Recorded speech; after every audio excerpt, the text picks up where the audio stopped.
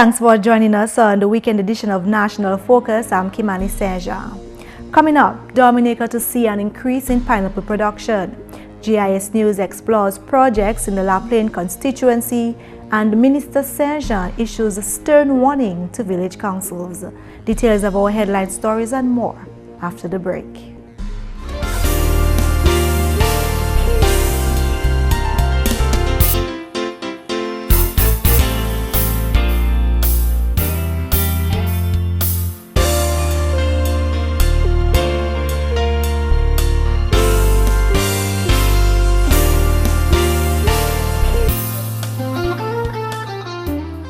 Wash your hands. I am Adora Tuse, health educator from the Ministry of Health. Proper hand washing protects against the spread of many common illnesses and germs. Wash your hands often with soap and water, or you may use a hand sanitizer. Remember, clean hands save lives. Protect yourself. A message from the Health Promotion of the Ministry of Health.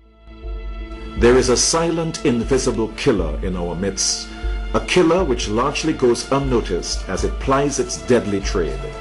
Its name is secondhand tobacco smoke, which has a far greater impact on persons inhaling this poison than on smokers themselves.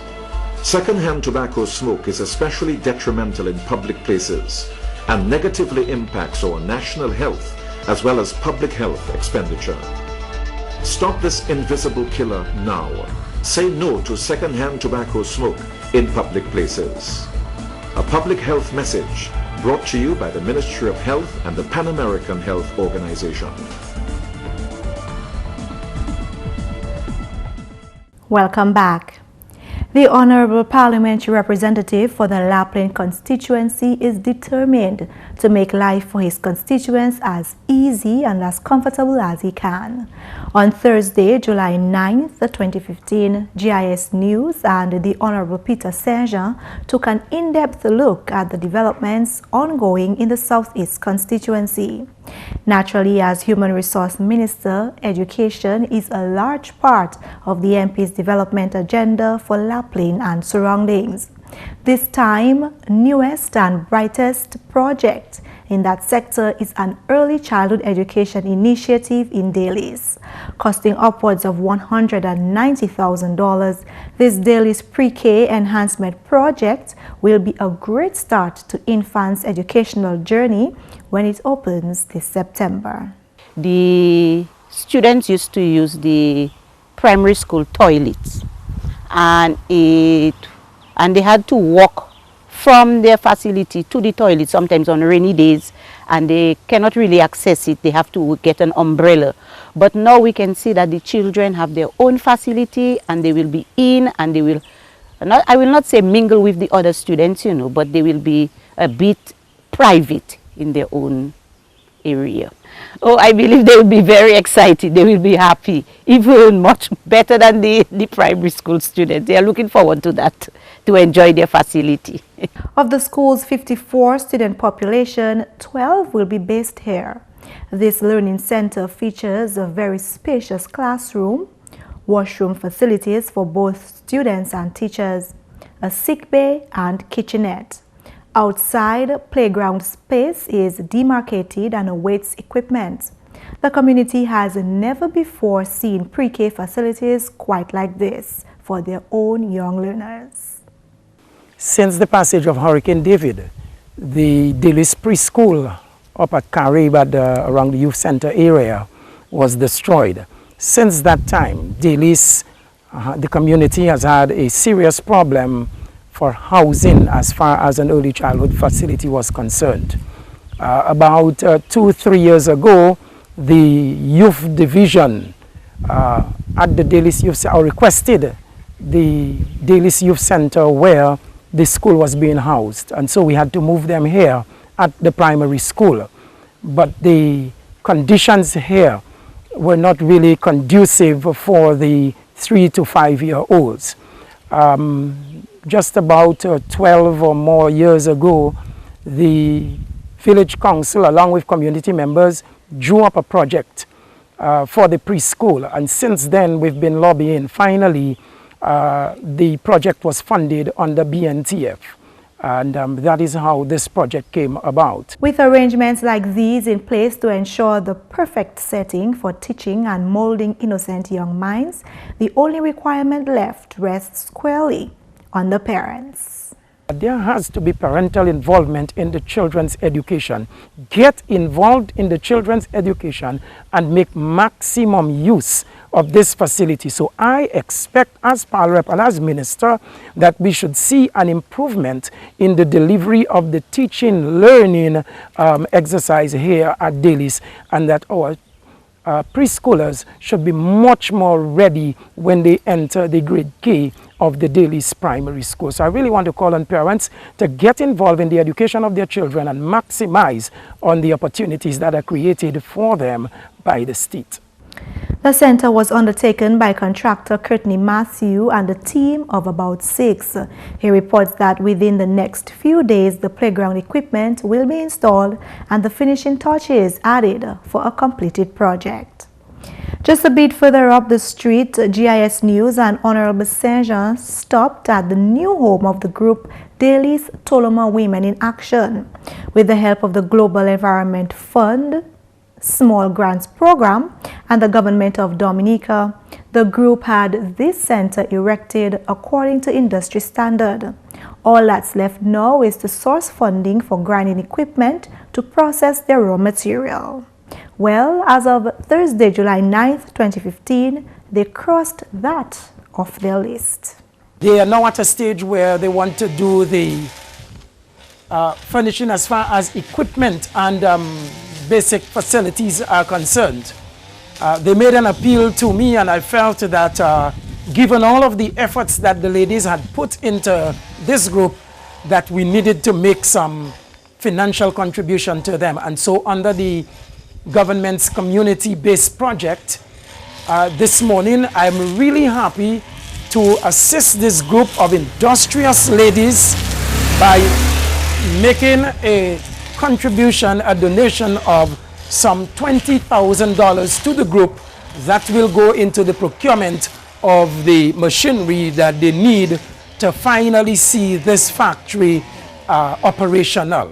And so, Madam President, this morning I have here a check of $20,000 which I want to hand over to you, and I hope that it will go a long way in alleviating the plight that you have experienced over the past year. The 28 members of this group, since it was formed in 2007, have been working both individually and as a group towards this point. President Albert Sorrento assured at the event, which she described as a happy moment, that the group had not lost hope. They are still passionate, although in the process some had lost hope. But as you can see from today onwards, things will get out. Lucille Lawrence is one of the members who sees Toloma processing as more than just the common activity of 27 women and 1 man. Lucille has been in the business for 40 years, and for her, any attention given to the industry is attention given to a livelihood in the Southeastern District. After the decline of banana, the majority of people went into the process of Toloma, and it has generated a high income in our community, both for the young and the old and middle age. You find people up in the 70s still producing Toloma.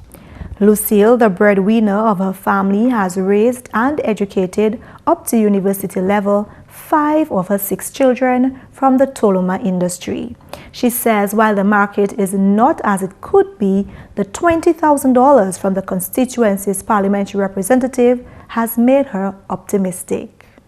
With our packaging though, because we have upgraded our packaging, labeled and properly packaged. So we hope that with the help of standards, and so that we have all the necessary requirements that we can export on a wider scale. Right now we only produce locally, and if you do notice, we have the product on the shelves at all the supermarkets around Dominica. And people traveling overseas, they always come and ask for, because it is better to carry it. It is well processed already and packaged, so it is an advantage in carrying our product over. Over 100 teachers across the island are once again being afforded the opportunity to further develop themselves in the profession thanks to an annual summer workshop being held by the Dominica Association of Teachers in collaboration with the Ministry of Education and the Canadian Teachers Federation. The two-week workshop commenced on Friday, July 10th with an opening ceremony at the Convent High School Auditorium. Addressing the ceremony, First Vice President of the DAT, Francis John Weiss, stated that it is his hope that the training positively impacts dedicated teachers who have made careers out of the teaching profession.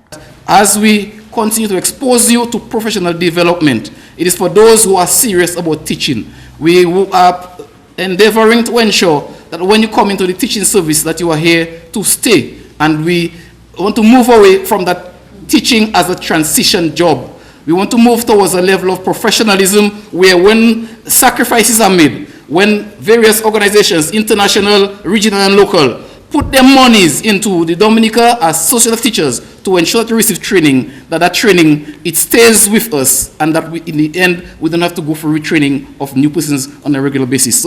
The Honorable Minister for Education, Peter Serge, noted that the visible change brought about by these annual workshops can be seen throughout schools on the island. Truly, the Dominica Association of Teachers and the Canadian Teachers Federation have over the past several years contributed significantly to teachers' continuous professional development and consequently the improvement of education standards here in Dominica. According to the minister, the government of Dominica recognizes the efforts of the organization and urges them to continue their hard work. The government of Dominica and indeed the Ministry of Education is thankful for the interventions that you make every year in ensuring that we have a cadre of well-trained teachers. I sincerely hope that this training workshop will be indeed a valuable tool to your continued growth and development as teachers in Dominica. And I also hope that you will use this medium to redouble your efforts in ensuring that you provide the kind of quality education that will transform the Dominican society. Team leader of the Canadian Teachers Federation, Jessica Charlotte Courtney, says the Canadian team is ready to assist local teachers in addressing the various challenges faced on a daily basis. We are ready to work and thrilled to begin these professional development sessions with you. We recognize both the personal sacrifices many of you are making to participate and the essential need for these workshops. I assure you that we will work hard along with our Dominican co-tutors to offer you the very best professional development possible. We are coming to understand some of the issues you face in your country: universal education for a full range of student abilities in your classrooms, networking among yourselves, continuous teacher training, just to name a few. We are eager to share our Canadian experience while also learning more about your context, supporting you in your struggles, and more importantly, celebrating your accomplishments. We now join McPherson St. Luce with Career Highlights. Did you know the Caribbean Court of Justice is 2 courts in 1? The CCJ has 2 functions: an original jurisdiction, which deals with your right to move between CARICOM countries freely and your right to move your money and your business. This is the basis of the CARICOM Single Market and Economy, CSME, and the revised Treaty of Chaguaramas, and an appellate jurisdiction to hear appeals from courts of those countries which decide to use it as their final court of appeal and no longer go to the Privy Council. All CARICOM member states who have signed the agreement establishing the CCJ are members of the CCJ.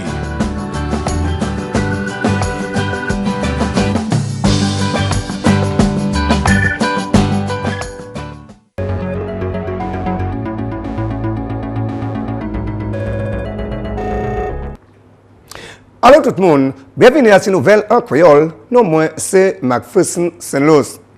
Premièrement, travail bien formidable pour place pour bâtir l'école des enfants en délice. Gouvernement Dominique obtenu l'argent Rodby NTF pour financer le projet là.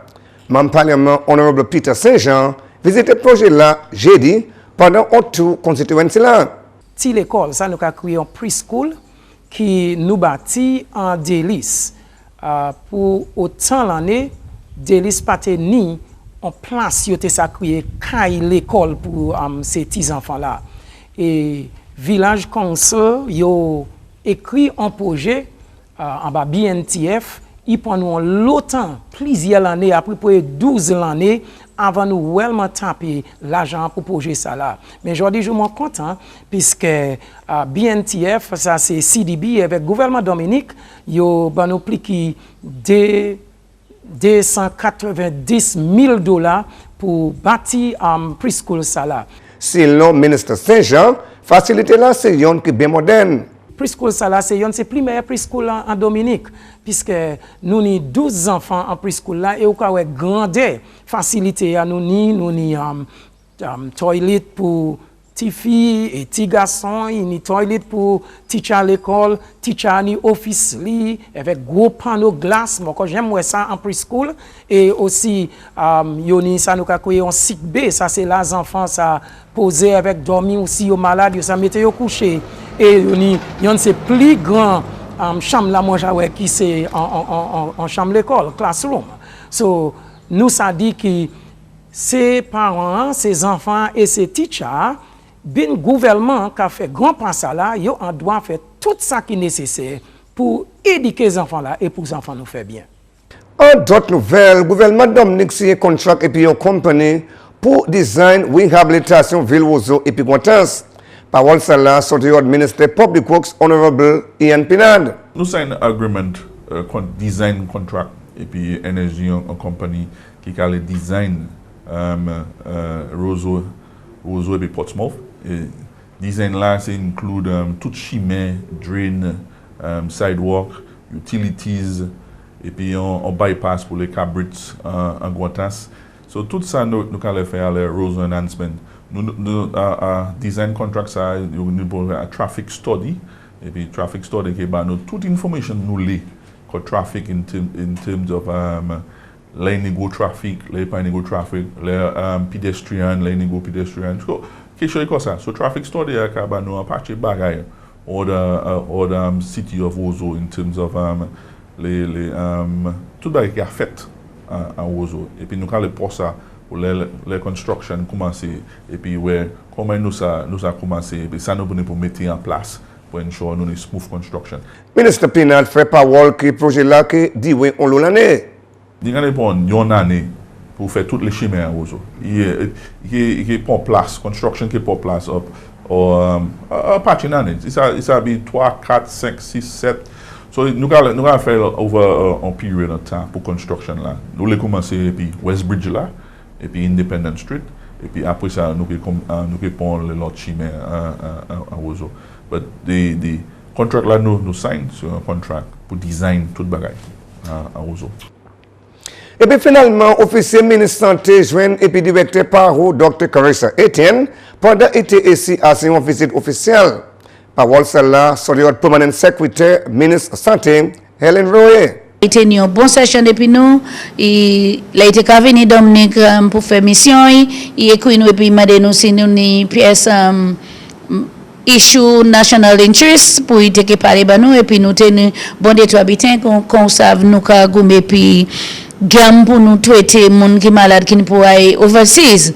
Dominique c'est pas tout bagaille nous ça provide so ça son problème pour pas juste Dominique but globally monde qui garder pour qui a été option yo ça taper et puis nous savons un chair primary health care c'est monde paté pour refuser care because yo pani et puis docteur Etienne encore ils sont dans là mais c'est même bagaille qui emphasize qui nous ni pour mettre système en place qui assurer qui monde qui pani et puis monde qui passe à venir aussi nous monde qui peke venir aussi nous joindre yo là yo ye so moi quand il est après nous parler ba docteur Etienne bon matin là tout moun comme c'est dit yo confortable, moun commencer ka nous ni pour garder dans différents bagages nous ni pour faire service là nous ka bailler là pour primaire. Messieurs mesdames, ça c'est tout pour nouvelle en créole pour à présent. Non moins c'est McPherson Saint-Luce.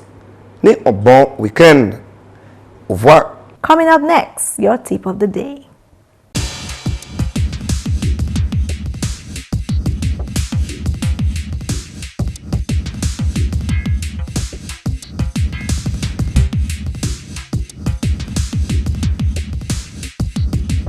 You're watching GIS. We are into the second month of the hurricane season, which runs from June to November. Although this season's activity have been predicted to be below normal, we should always be prepared. Hurricanes can be dangerous. Listening to the hurricane warning messages and planning ahead can reduce the chances of injury or major property damage. One important thing to do is to have disaster supplies on hand. Here's a list: flashlight and extra batteries, portable battery-operated radio and extra batteries, first aid kit, non-perishable canned food and water, a can opener, essential medicines, cash and credit cards, and sturdy shoes. And that's all for this edition of National Focus. We always welcome your suggestions and comments. Drop us an email at gis@dominica.gov.dm or visit our website news.gov.dm. Like our Facebook page, facebook.com/GIS News Dominica, and follow us on Twitter at GIS Dominica. You can also catch up on past National Focus newscasts on our GIS Dominica YouTube channel. From all of us here on the GIS News production team, I'm Kimani. Thank you for watching and have a great weekend.